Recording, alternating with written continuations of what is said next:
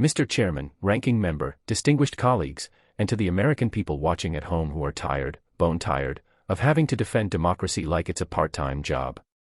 I rise today not just as the gentle lady from Texas's 30th District, not just as a former public defender who has seen what happens when the system is weaponized against the powerless, but as a black woman in America who knows exactly what it feels like when powerful men decide the rules no longer apply to them. And let me be crystal clear from the jump, we are not here today because Donald John Trump simply lost an election and had a temper tantrum. We are here because Donald Trump spent 4 years, and every day since, building, funding, staffing, and now attempting to reactivate a full-blown autocracy machine designed to turn the United States of America into his personal kingdom. Yes, I said it. Autocracy. Not authoritarian tendencies. Not norm-breaking. Not democratic backsliding. Autocracy. The kind that ends with your vote not mattering, your voice being silenced, your children learning in school that the president is above the law, and your neighbors disappearing because they posted the wrong meme on the wrong day. And before my Republican colleagues clutch their pearls and run to Fox News to cry about inflammatory rhetoric, let me save you the trip.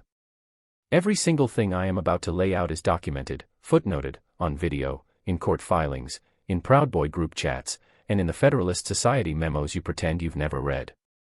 The receipts are longer than a CVS receipt on Black Friday, and I brought them all. Let's start with the machine itself. Piece 1, the loyalty purge. In Trump's first term, he didn't just fire people who disagreed with him, he systematically replaced them with human loyalty tests. Remember when he asked James Comey for a personal pledge? Remember Sally Yates being fired for following the Constitution instead of a man? Remember the Saturday Night Massacre 2.0 when he tried to install Jeffrey Clark, a man who couldn't even spell acting attorney general correctly on his own LinkedIn, as the top law enforcement officer in the country because Clark was willing to send fake letters telling states to overturn their own elections. That wasn't chaos. That was beta testing. He learned who would say yes, who would salute, who would look the other way when democracy was on the chopping block. And now, in 2025, he's not even pretending anymore. Project 2025, written by his former chief of staff, his former budget director, and 140 people who used to cash Trump White House paychecks, explicitly calls for firing 50,000 civil servants and replacing them with MAGA card-carrying loyalists on day one. They wrote it down. In English. With page numbers. They call it Schedule F. I call it the kiss the ring or get the guillotine plan. Piece 2, the propaganda arm. Donald Trump didn't invent right-wing media, but he weaponized it into a state-adjacent ministry of truth. Fox, Newsmax, OANN, Truth Social, they didn't just report favorably on him, they ran his talking points verbatim, attacked his enemies on demand, and told their viewers that an election was stolen when 60 courts, Republican secretaries of state, Bill Barr, and Trump's own cybersecurity agency all said it was the most secure election in American history. And now he's trying to buy the referees. He's openly talking about using the FCC to punish networks that don't flatter him enough. He's promising to open up libel laws so he can sue journalists into bankruptcy for printing the truth. That's not a policy proposal. That's a dictator's wet dream.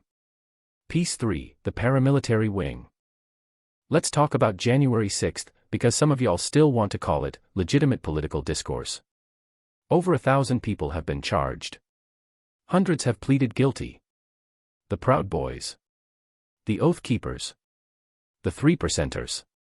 Men who brought flex cuffs, bear spray, and a literal gallows to the Capitol because Donald Trump told them to fight like hell or they wouldn't have a country anymore. And what did he do while they were hunting his own vice president? He sat in the dining room off the Oval Office, eating a cheeseburger, watching Fox News, and tweeting that Mike Pence was a coward for not overthrowing the election single-handedly. That wasn't a riot. That was a dress rehearsal. And don't tell me it's over. The same groups are recruiting again. Trump is selling never surrender mugs with his mugshot while promising pardons to the people who tried to hang Mike Pence. He's fundraising off the violence he incited. That's not a former president. That's a mob boss running a protection racket on American democracy. Piece 4, the Judicial Capture Project. For decades, conservatives told us they just wanted originalist judges. Turns out what they really wanted was a 6-3 Supreme Court majority that would give Donald Trump a golden get-out-of-jail-free card stamped presidential immunity. Let that sink in. 6 justices, 3 of them appointed by a man who tried to end democracy, ruled that a president can order SEAL Team 6 to assassinate a political rival and, as long as he calls it an official act, he cannot even be prosecuted. Clarence Thomas wrote a concurrence suggesting they might not even stop there. Samuel Alito's wife flies insurrection flags outside their house, and he sees no reason to recuse. Leonard Leo and the Federalist Society spent $500 million to buy those seats, and now they're cashing the check. That's not judicial philosophy. That's court packing with extra steps. Piece 5, the state-level takeover. While we were all watching the circus in Washington, Trump's people were busy turning state legislatures into mini fiefdoms. Georgia, Arizona, Wisconsin, Michigan, Pennsylvania, they passed laws making it harder to vote and easier to overturn results you don't like. They created fake electors. They pressured election officials. They put conspiracy theorists in charge of elections, people who still think Italians changed votes using space lasers.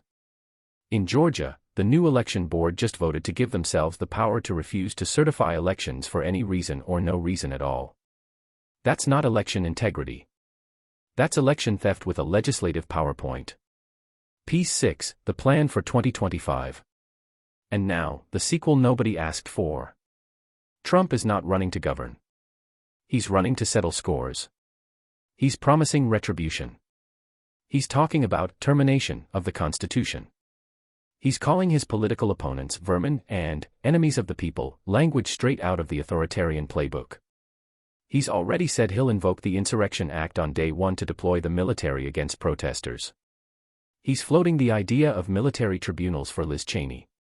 He wants to bring back firing squads, yes, you heard that right, and expand the death penalty to drug dealers, human traffickers, and apparently anyone who makes him mad on a given Tuesday. And his supporters cheer. Now, I want to pause here and speak directly to my Republican colleagues across the aisle. Some of you know better.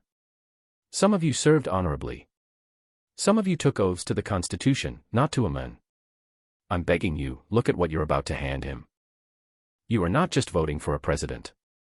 You are voting to dismantle every guardrail that kept this country from sliding into strongman rule. You are voting to turn the Justice Department into his personal law firm. You are voting to make the United States military his private army. You are voting to make your own children grow up in a country where elections are theater and dissent is treason. And to the MAGA base watching at home, I need you to hear me. He does not love you. He does not respect you. He laughs at you behind closed doors. He called you basement dwellers. He said you wouldn't notice if he raised tariffs that make your groceries more expensive. He took your Social Security taxes and gave billionaires a $2 trillion tax cut.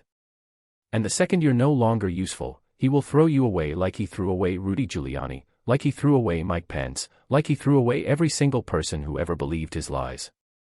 This is not about left or right anymore. This is about whether America remains a democracy or becomes Hungary with worse food. I yield back the balance of my time, but let me leave you with this. My grandmother used to say, baby, when people tell you who they are, believe them the first time. Donald Trump has spent 9 years telling us, in speeches, in tweets, in court filings, in Truth Social rants, who he is. He is a man who believes laws are for poor people.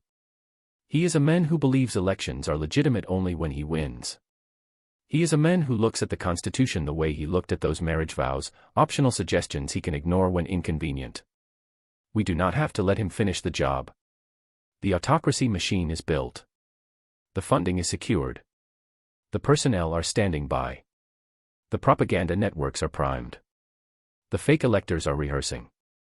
The militias are locked and loaded. But machines can be dismantled. Piece by piece. Vote by vote. Lawsuit by lawsuit. Truth by truth. And it starts right here, right now, with us refusing to normalize the abnormal, refusing to accommodate the unacceptable, refusing to surrender the country our ancestors bled for just because a billionaire con man with a victim complex demands we kneel. America is not his birthright. It is ours. And I, for one, am not giving it up without a fight. Thank you, Mr. Chairman. I yield back.